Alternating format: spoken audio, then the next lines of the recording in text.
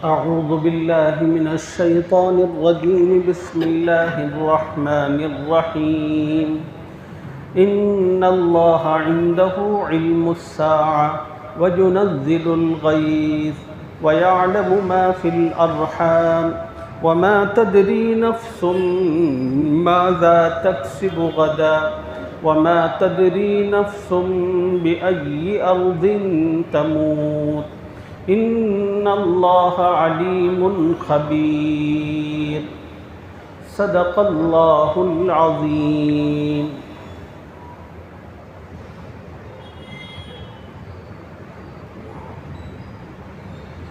ابھی میں نے آپ حضرات کی خدمت میں قرآن پاک کی جس آیت مبارکہ کی تلاوت کی ہے، یہ سورہ لقمان کی آخری آیت ہے. اس آیت مبارکہ سے پہلے قرآن کی جن آیتوں کا خلاصہ آپ حضرات کی خدمت میں عرض کیا گیا تھا، ان آیتوں میں اللہ تعالیٰ نے یہ بات ارشاد فرمائی تھی کہ لوگوں، ایک دن آنے والا ہے جس کو قیامت کہتے ہیں. وہ ایسا ہولناک اور بھیانک دن ہوگا جس میں باپ اپنے بیٹے کو مدد نہیں دے سکے گا اور بیٹا اپنے باپ کو کسی قسم کی مدد نہیں دے سکے گا، اور وہ دن ہے قیامت کا. اس دن کی آمد یقینی ہے، اور یہ وہ دن ہے جس میں تمام انسانوں کو اللہ کے حضور حاضر ہو کر اپنی اپنی زندگی کا جواب دینا ہے. اللہ تعالیٰ نے فرمایا اس دن کے آنے سے پہلے اس دن کی سہولت پیدا کر لو، اس دن کا توشہ اپنی سانسوں کے باقی رہتے ہوئے اس جہاں سے لے لو. کسی کی امید اور آس پر مت رہو کہ فلاں مجھے بچا لے گا، فلاں میری مدد کرے گا. اللہ نے فرمایا کوئی کسی کی مدد نہیں کرے گا. دنیا کے اندر جو رشتے ہوتے ہیں، ان میں جو سب سے قریبی رشتہ ہوتا ہے وہ ماں باپ کا رشتہ ہوتا ہے. اولاد اور ماں باپ کے درمیان کا رشتہ.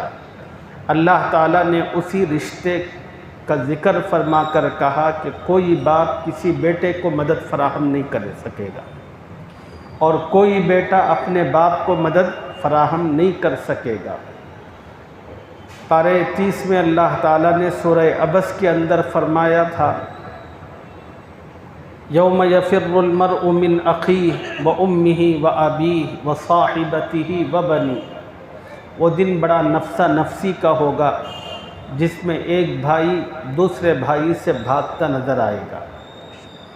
اولاد اپنے ماں باپ سے بھاگے گی، ماں باپ اپنے اولاد سے بھاگیں گے، بیوی اپنے شوہر سے بھاگے گی، شوہر بیوی سے بھاگے گا، بھائی بہن سے بھاگے گی، بہن بھائیوں سے بھاگے گی.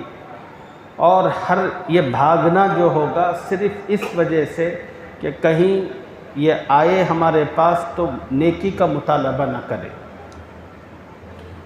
اور اس وقت تک کسی کا حساب و کتاب نہیں ہوا ہوگا اور کسی کو یقین ہی نہیں ہوگا اپنی نجات اور مغفرت کا.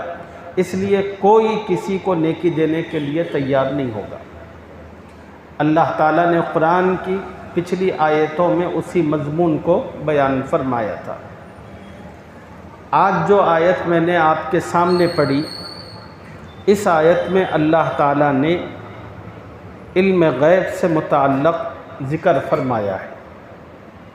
کچھ مخصوص چیزیں ذکر کی ہیں، ان میں سے 5. یوں تو علم غیب بہت سا ہے، اس میں سے اللہ نے 5 چیزوں کا ذکر کیا، اور 5 چیزوں کا ذکر کر کے کہا یہ 5 وہ باتیں ہیں جس کا علم فقط اللہ کو حاصل ہے، اللہ کے سوا کسی کو حاصل نہیں ہے.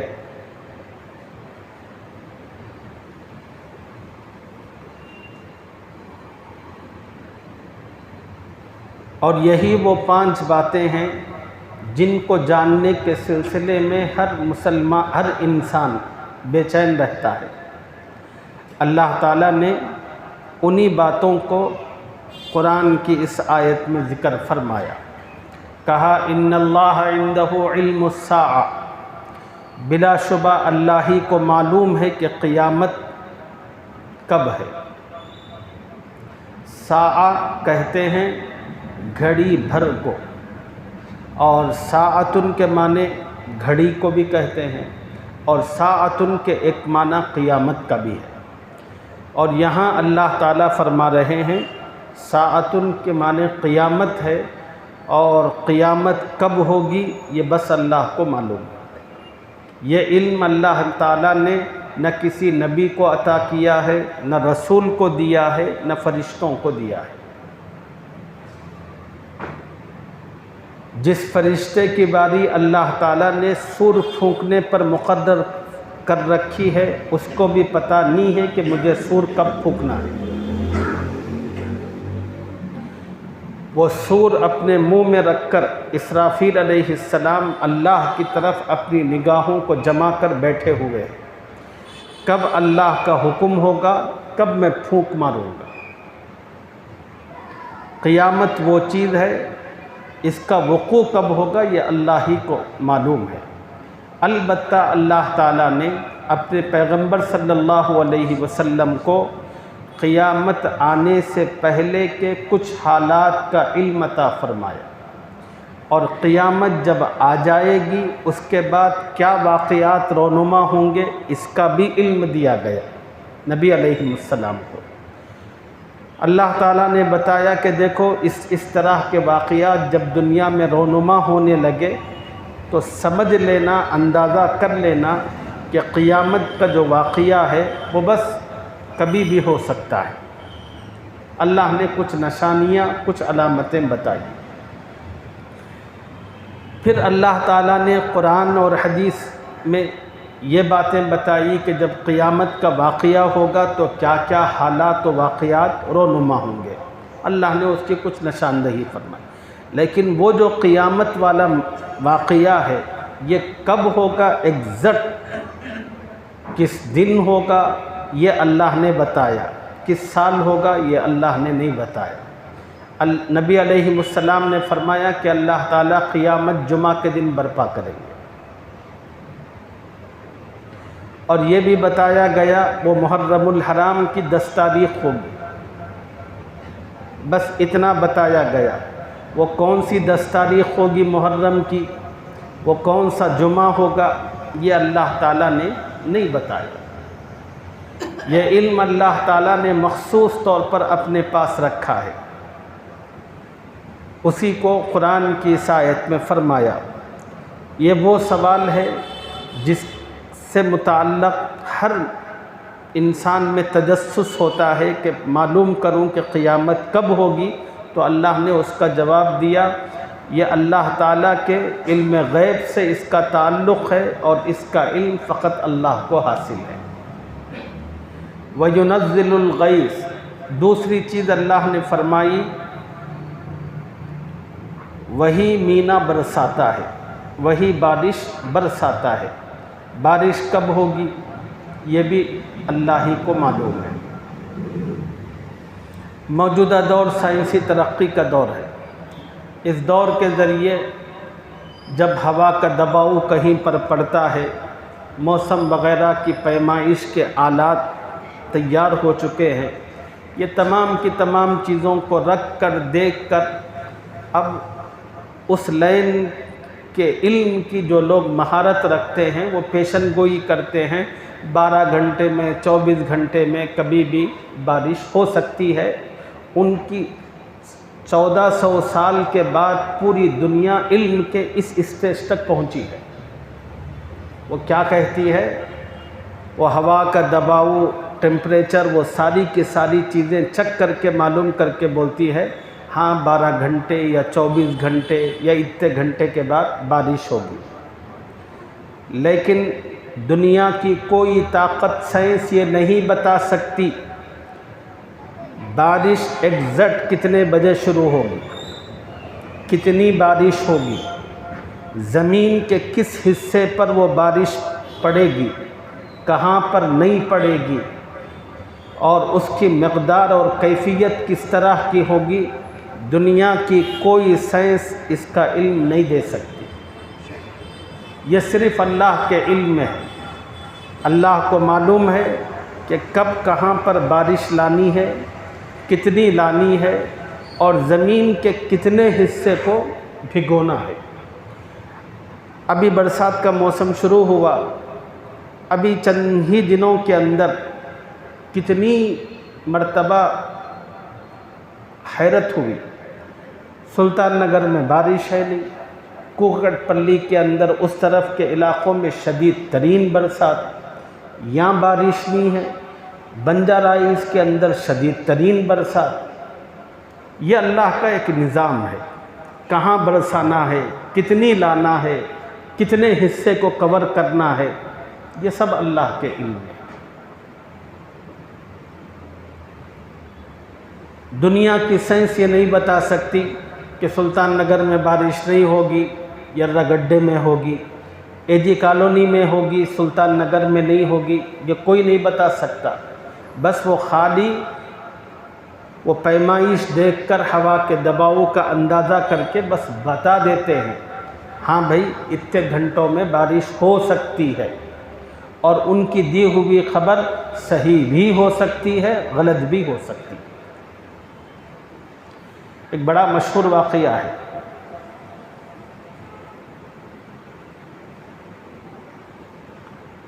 غالباً برطانیہ کا۔ اب آج کے زمانے میں تو ترقی کی وجہ سے ٹیلی ویژن پتہ نہیں کیا کچھ آ چکا ہے، لیکن پہلے دور میں خبروں سے متعلق لوگوں کو آگہی ریڈیو کے ذریعے ہوتی تھی۔ تو ریڈیو اسٹیشن میں کام کرنے والا ایک آدمی اپنے آفس کو جا رہا تھا، اور راستے میں کچھ لوگوں اس کے دوستوں کے مکان پڑتے تھے۔ ایک دوست مکان کے قریب ٹھہرا ہوا تھا، بڑی زبردست قسم کی جل تھل بارش ہو رہی تھی۔ تو ریڈیو اسٹیشن جانے والے دوست کو دیکھ کر ہائے ہلو ہوئی۔ اس کے بعد گھر میں موجود شخص نے پوچھا اس ریڈیو اسٹیشن والے سے کہ کہاں جا رہے ہیں؟ وہ کہنے لگا کہ اسٹیشن جا رہا ہوں۔ تو دوست نے پوچھا کہ کیا خبر ہے؟ وہ کہنے لگا کہ یہ خبر دینے جا رہا ہوں کہ ہمارے علم کے مطابق آج بارش نہیں ہوگی، حالانکہ اس وقت بارش ہو رہی تھی۔ سائنس کا جو علم ہے وہ اسی طرح کا علم ہے۔ یہ حقیقت صرف اللہ کو پتہ ہے کہ کہاں بارش ہوگی، کتنی بارش ہوگی، کس قدر ہوگی۔ وَيُنَزِّلُ الْغَيْثَ وَيَعْلَمُ مَا فِي الْأَرْحَامِ۔ تیسری چیز جس کے بارے میں انسان جاننا چاہتا ہے وہ کہ جب اس کی بیوی حمل سے ہوتی ہے تو وہ یہ جاننے کا خواہش مند ہوتا ہے بچہ ہوگا کہ بچی ہوگی۔ اللہ تعالیٰ فرما رہے ہیں کہ اس کا علم بھی فقط اللہ کو ہے۔ موجودہ دور کے اندر سائنسی ترقیوں نے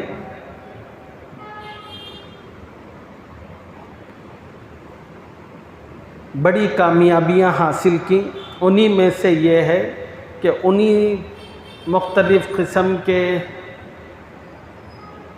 کیا کہتے ہیں وہ کرتے نا، ہاں اسکیننگ، مختلف چیزوں کے نتیجے میں یہاں تک تو علم ہوتا ہے کہ ہونے والا لڑکا ہے یا لڑکی ہے۔ یہ الگ بات ہے کہ ہمارے ملک کے اندر اس سے متعلق معلومات دینے پر پابندی ہے، لیکن باہر کے ملکوں میں کوئی پابندی نہیں ہے، وہاں پر پہلے ہی سے بتا دیتے ہیں اسکیننگ کے نتیجے میں کہ بچہ ہونے والا ہے کہ بچی ہونے والی ہے۔